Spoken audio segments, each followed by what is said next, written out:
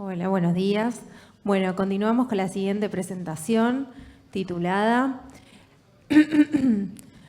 Alergia al látex, el desafío continúa, a cargo de la doctora Lucrecia Bustamante.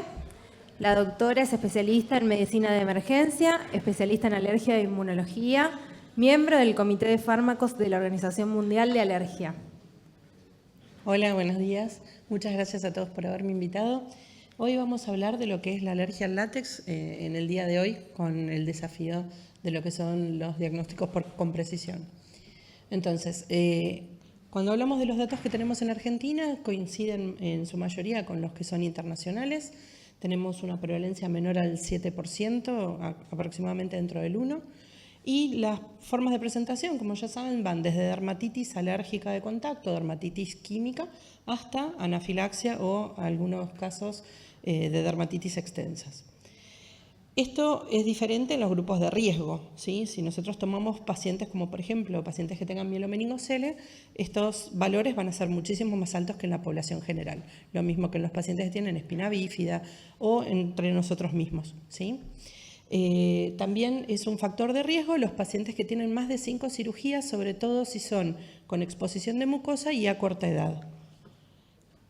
Y el problema principal de esto, y es una de las cosas que más tenemos que tener en cuenta, con responsabilidad nuestra también, es que al ser algo ubicuo, que es difícil de controlar en qué lo podemos tener en contacto, es parte de responsabilidad nuestra también pedirle a los distintos centros que el látex se minimice en todos los lugares. Los grupos de riesgos, como les estaba diciendo, somos nosotros, son todas las personas que trabajan con el caucho desde su recolección hasta su manufactura, donde empeora la alergenicidad, hasta los pacientes con distintas condiciones médicas por su exposición previa.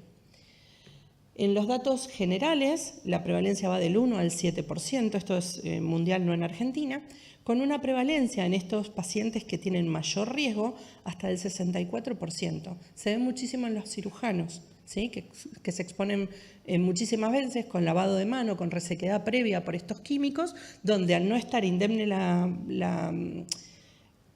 piel, ¿sí? Esto se absorbe muchísimo más. Los odontólogos son otras personas que tienen muchísimo riesgo, con un 30%. De estos, si ustedes se fijan, acá dice segunda causa porque es lo general, pero en algunos reportes está dentro de las 3 primeras, con lo que son dentro de las cirugías, los bloqueantes neuromusculares, los antibióticos y el látex. Entonces va variando el nivel en el cual está, pero siempre está dentro de las 3 primeras causas. Y si ven, la mortalidad, a comparación de lo que es la anafilaxia general en quirófano, es mucho mayor. ¿Sí? Vamos hasta el 1, hasta el 9% de mortalidad. Dentro de las limitaciones que veníamos teniendo están que todos los estudios que tenemos no son metodológicamente homogéneos, entonces no los podemos comparar entre ellos.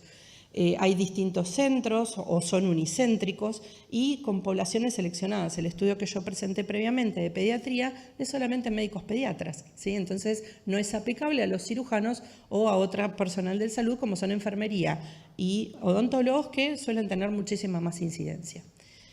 Esto hace que también las escalas de vigilancia sean muchísimo más bajas en todos los centros. No tenemos categorización de riesgo de estos pacientes, ¿sí? Si uno habla con médicos en la población general, muy pocos conocen esto de el riesgo mayor en pacientes con mielomeningocele o con pacientes que tienen cirugías desde corta edad, sobre todo urológicas. Y al no tener categorización de riesgo, los pacientes se exponen innecesariamente a problemas.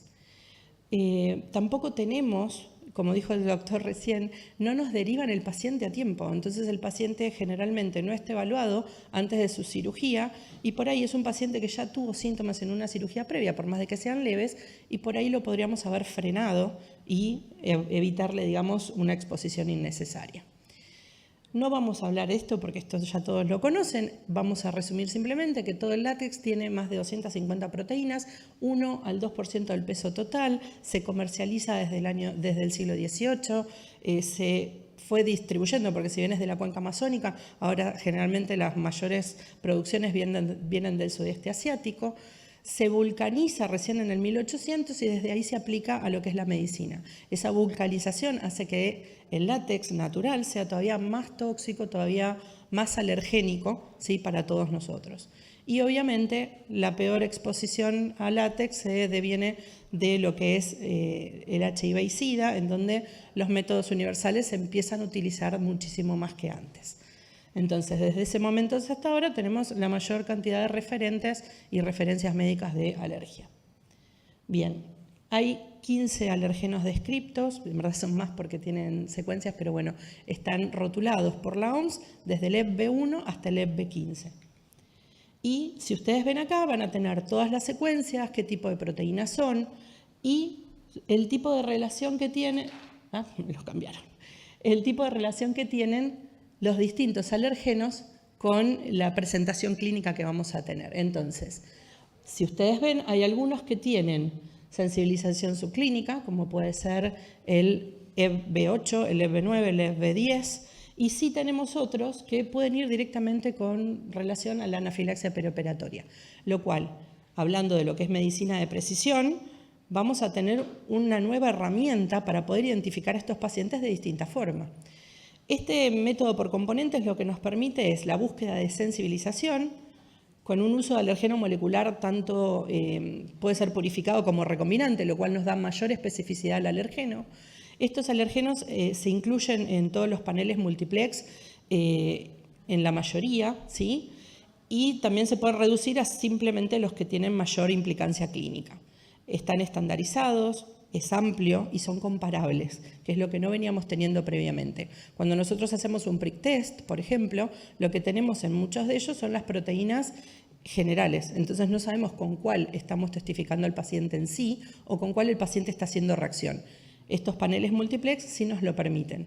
Evita el sobrediagnóstico y por ende nos va a permitir también lo que es optimizar las estrategias de evitación, ¿sí? Nosotros a un paciente probablemente que no tenga sintomatología y que en la sensibilización nos venga un EPB8, no va a ser un paciente que le vamos a pedir estrictamente un quirófano látex free. Eso nos cambia lo que es la metodología. Estos son trabajos, digamos, del ALEX 3 y el ALEX 2, en donde lo que sí podemos ver es cómo, esperen que esto no lo manejo, acá vemos a un paciente que sí tiene sensibilización y si ustedes se fijan tiene sensibilización al EPB1 y al EPB3. Si bien es un paciente que clínicamente no tiene sintomatología, es un paciente al cual yo le voy a restringir un poco la evitación innecesaria de látex, porque el riesgo de desarrollar alergia es mucho mayor que un paciente con un síndrome látex fruta. Entonces, hablando de lo que es la implicancia inmunológica de esto, vamos a poder detectar los pacientes que son simplemente sensibles, sin síntomas clínicos, versus los pacientes que son portadores de una alergia clínica donde tienen síntomas detrás de la exposición, ya pueden ser retardados o inmediatos y pueden ser de leves a severos. Por lo tanto, el perfil de componentes distingue en los pacientes verdaderamente que corren riesgo de generar una alergia a aquellos que tienen un IgE de laboratorio, por así decirlo, sin síntomas clínicos. Comparándolo con la anterior, si ustedes se fijan, los pacientes que estaban sensibilizados, la positividad del EPB8, del EPB10 y del EPB11 probablemente lo que nos hable es de una clínica irrelevante o leve con una sensibilización a profilinas vegetales con muy escasas reacciones perioperatorias graves. No son totalmente negativas, pero son muchísimo menores. Y en el patrón de sensibilización primaria o alergia al látex vamos a ver principalmente positividad a lo que son B1 y B3, sobre todo en pacientes con alergia en quirófano y espina bífida, y los que son EPB5 y EPB6 en lo que es laboral y sanitarios, que seríamos nosotros. Esta sensibilización específica tiene un alto valor predictivo clínico y la posibilidad de una expresión de anafilaxia es muchísimo mayor. Estas son las asociaciones que vemos habitualmente, en donde tenemos alergia ocupacional, sobre todo 5 y 6, y lo que hablé previamente de reactividad cruzada biosensible, que es la positividad sin expresión clínica. Y en lo que es aplicaciones nos va a servir para un par de cosas, entre ellas la decisión de un quirófano látex free, como les expliqué previamente. Los pacientes no nos vamos a basar solamente en lo que es un test positivo, ¿sí? Tenemos muchos pacientes con test positivos que se exponen accidentalmente al látex y no tienen síntomas, ¿sí? Entonces, eso, si uno es estricto, dice, bueno, tenés un test positivo, te pongo un quirófano libre de látex. No siempre es así. Esto nos habilita muchísimo a poder definir cuándo ponemos un quirófano látex free y cuándo no. Como les dije previamente, con un EPB8 y una historia sin síntomas previos, yo no le voy a indicar un quirófano látex free. Y eso nos baja un montón los costos, ¿sí? Un quirófano látex free es carísimo. Mantenerlo siempre látex free es prácticamente imposible. Siempre tengan en cuenta igualmente que este diagnóstico por componentes no es mejor que la clínica y las pruebas. Esto siempre es un adyuvante más, es una cosa más que podemos sumar a nuestra práctica médica. En lo que es aplicación del personal sanitario, nos va a permitir ver estos médicos que están sensibilizados con riesgo de generar una reacción laboral, y estos pacientes lo que vamos a tener que hacer es ver si los dejamos en el mismo ámbito clínico o si los trasladamos a un sector donde no tenga tanta exposición a látex. Hay lugares del hospital donde es imposible no tener látex. Entonces esos pacientes en esos sectores no pueden trabajar. Y los pacientes con espina bífida también poder indicarles un quirófano libre de látex en la mayoría de los tiempos. Por ejemplo, nosotros en nuestro hospital lo tenemos, pero es muy difícil acceder a él. Entonces, como somos un centro de derivación de pacientes con mielomeningocele, nosotros lo disponemos, pero es, insisto, casi imposible. Entonces, identificar estos pacientes, cuáles son los que realmente tenemos que sacar del quirófano que pueda contener látex, es importantísimo. Y nos permite también ir educando también a la familia y a los médicos que van a estar a cargo de ese paciente. Y también para lo que es el síndrome de látex fruta, identificar a los pacientes de riesgo y cuáles son los pacientes que va a ser mucho más fácil hacerles un test de provocación para poder definir, ¿sí?, que es el gol estándar, cuando el paciente tiene o no una alergia, digamos, que tiene que contraindicarse a algún tipo de alimento. Siempre en lo que es alergia látex fruta es mucho más frecuente con la palta, pero hay un montón de otros vegetales que pueden generar esta reacción cruzada, y esto nos permite también habilitar un consejo dietario, ¿sí? Dentro de los alérgenos que hacen reacción cruzada, lo que vamos a tener en cuenta es que siempre un paciente alérgico al látex tiene un 35% de posibilidades de tener una reacción a frutas, y en viceversa solamente el 11% de los pacientes con un síndrome de alergia oral van a tener una reacción al látex. Entonces, poder identificar cuáles son los alérgenos correspondientes también nos habilita para esto.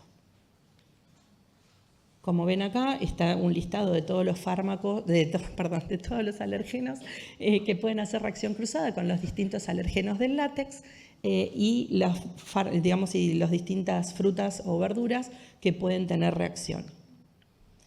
Dentro de las limitaciones, siempre tener en cuenta que la sensibilidad y el valor predictivo es variable, es mucho más sensible que otros métodos, pero sigue siendo variable.